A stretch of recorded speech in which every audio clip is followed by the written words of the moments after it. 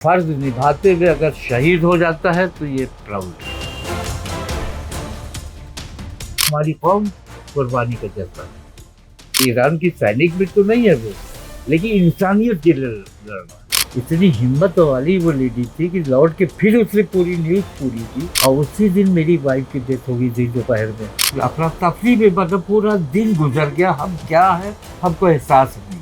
Table talk से solution निकलता है, जंग से लड़ाई से कोई सोल्यूशन। प्रधानमंत्री में इतना गट्स है कि वो अब चाह लेंगे, और चाहेंगे, क्यों नहीं चाहेंगे कि जंग बंद हो जाएगी। हम न डरे हैं, न डरेंगे, न डर के भागेंगे। हम अपने फर्ज को अंजाम देते रहेंगे। लखनऊ के रवीश जैदी इस वक्त ईरान में हैं, और ईरान में वो उसी मीडिया हाउस में काम कर रहे हैं जिसका एक वीडियो बड़ा वायरल हुआ, जहां चलते बुलेटिन के वक्त पर इजराइल की ओर से जो हमला हुआ उसकी मिसाइल आ गिरी। उनके पिता अमीर जैदी साहब मेरे साथ मौजूद हैं। साहब, पूरी दुनिया को भी लग रहा है एक मुश्किल वक्त है, और एक पिता के लिए तो बड़ा मुश्किल वक्त है।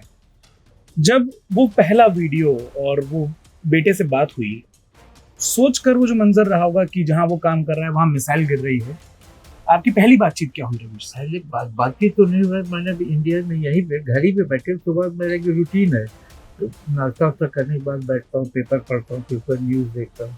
न्यूज़ में जब देखा कि यहाँ पे उसी मीडिया हाउस पे अटैक हुआ, और उस एंकर को, लेडी को बहुत सलाम है। मतलब इतनी हिम्मत वाली वो लेडी थी कि लौट के फिर उसने पूरी न्यूज़ पूरी की। तो बात तो नहीं हो पाई क्योंकि नेटवर्क नहीं मिल रहा था, और उसी दिन मेरी वाइफ की डेथ हो गई थी दोपहर में। तो उसमें भी परेशान।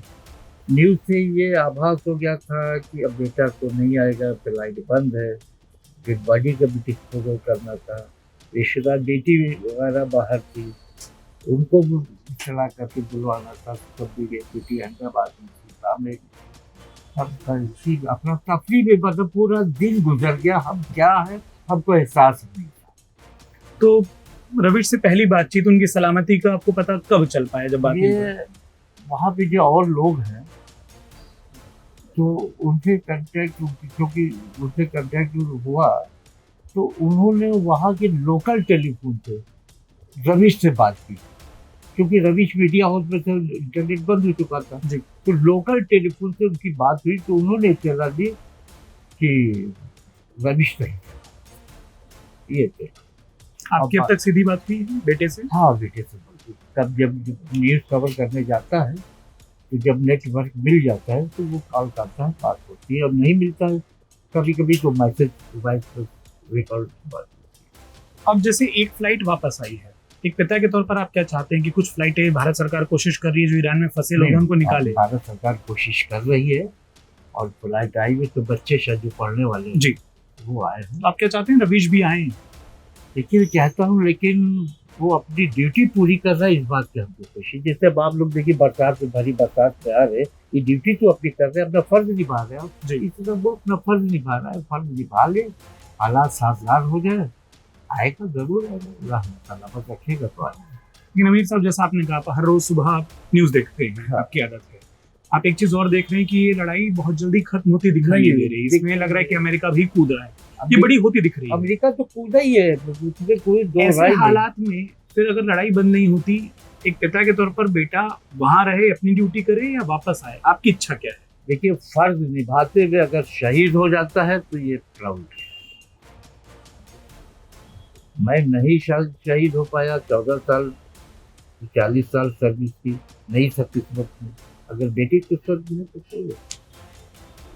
तो आप ये मानकर चल रहे हैं कि आपका बेटा क्या इस जंग में ईरान की ओर से एक सैनिक के तौर पर लड़ रहा है? नहीं, सैनिक के तौर पर ईरान की सैनिक भी तो नहीं है वो, लेकिन इंसानियत के लिए लड़ रहा है। इंसानियत के लिए लड़ रहा है, इसलिए हम, और हमारी कौम कुर्बानी का जज्बा है। हम उस इमाम के पढ़ने वाले जहाँ कुर्बानी की। सब ढेर सारे लोग, और कल जुमा भी है, ढेर सारे लोग प्रार्थनाएं कर रहे हैं कि युद्ध रुके। हाँ, युद्ध कहीं भी हो, ये बेहतरी नहीं है। ये हमारी इंडिया गवर्नमेंट से अपील है कि युद्ध को रुकवाए। युद्ध जो है वो सोल्यूशन नहीं, टेबल टॉक से सोल्यूशन निकलता है, जंग से लड़ाई से कोई सोल्यूशन। चूंकि आपने जिक्र किया, मैं ये पूछना चाहता हूँ, जैसे प्रधानमंत्री नरेंद्र मोदी के रिश्ते इजराइल के प्रधानमंत्री से भी अच्छे हैं, और ईरान से हमारे ऐतिहासिक रिश्ते रहे हैं। भारत के ऐतिहासिक रिश्ते रहे, पुराने रिश्ते रहे हैं। आज की बात नहीं है। देखिए तो क्या राजीव, आपको क्या लगता है वो एक रोल अदा कर सकते हैं, वो इजराइल से भी बात कर सकते हैं, वो ईरान से भी? बिल्कुल बिल्कुल, प्रधानमंत्री में इतना गट्स है कि वो अब चाह लेंगे, और चाहेंगे, क्यों नहीं चाहेंगे कि जंग बंद हो जाए। देखिए राजीव गांधी जी ने, जो हम लोग को मेरी उम्र 77 साल, 77 हो गई है, जब इराक और ईरान का जंग हो रही थी तो राजीव गांधी ने मध्यस्थता की थी। आखिरी सवाल साहब, आपके कई जानने वालों भी ऐसे हैं जो ईरान में हैं और समाज के लोग भी भतीजा हैं, भी है। और लखनऊ के भी कई बच्चे या कई लोग हैं। उनके जब पेरेंट्स से, उनके अभिभावकों से बात होती है, आपका जज्बा हमने देख लिया, वो आपसे क्या कहते हैं अपने बच्चों की सलामती को लेकर? क्या उनको फिक्रमंद है? ये बस हमारे पड़ोस में, ये बगल में दुकान, इनके बड़े भाई गए हुए हैं और मेरे भतीजे के साथ सकुशल है। और भतीजे के मुताबिक तो लोग ये कह रहे हैं कि लिमिटेड वीजा था, वापस आना था, जंग हो गई, अच्छी बात नहीं है, लेकिन अब इतना और मौका मिल गया कि हम लोग जितने दिन रुक रहे उतने दिन और इबादत का मौका मिलेगा। और वहाँ हालात आप बता रहे हैं कि उतने नहीं है जितने बता रहे कि लोग भूखे मर रहे हैं, ये सब कुछ नहीं, सब अफवाह है। ये जिंदगी नॉर्मल है, सिर्फ तेहरान को छोड़ के, बाकी जिस शहर पर हमला हुआ, जहाँ टारगेट हुआ, उसको छोड़। उसको छोड़ के बाकी सब जिंदगी नॉर्मल है। एग्जाम हो रहा है। बहुत शुक्रिया अमीर साहब, एक मुश्किल वक्त में हम लोगों को अपना वक्त देने के लिए, अपना समय देने के लिए, और बेटे का जज्बा जो आपने बताया उसके लिए भी। दूसरी खुद कहा कि मैं मैसेज दिया कि हम न डरे हैं, न डरेंगे, न डर के भागेंगे, हम अपने फर्ज को अंजाम देते रहेंगे। कहा है ठीक है। और बेटे ने जो लफ्ज कहे, पिता की आंखों में उसका गर्व भी बखूबी दिखाई दे रहा है। अमीर जैदी साहब जिन्होंने बताया कि किस तरीके से उनका बेटा रवीज जैदी ईरान में एक मीडिया हाउस में अपनी ड्यूटी पूरी कर रहा है। उन्होंने कहा जो ड्यूटी है, जो फर्ज है, उसको निभाते हुए अगर किसी भी तरीके की कोई भी अनहोनी होती है, वो उसका अफसोस नहीं बल्कि फख्र करेंगे कि उनके बेटे ने जो एक तरीके की परंपरा उनकी कौम में चली आ रही है, उसी का पालन किया, उसी का निर्वहन किया है। लखनऊ से अमर उजाला के लिए उत्कृष्ट त्रिवेदी। अगर आप ये वीडियो YouTube पर देख रहे हैं तो हमारे चैनल को सब्सक्राइब करें और बेल आइकन को दबाना ना भूलें। अगर आप Facebook पर ये वीडियो देख रहे हैं तो हमारे पेज को लाइक करें।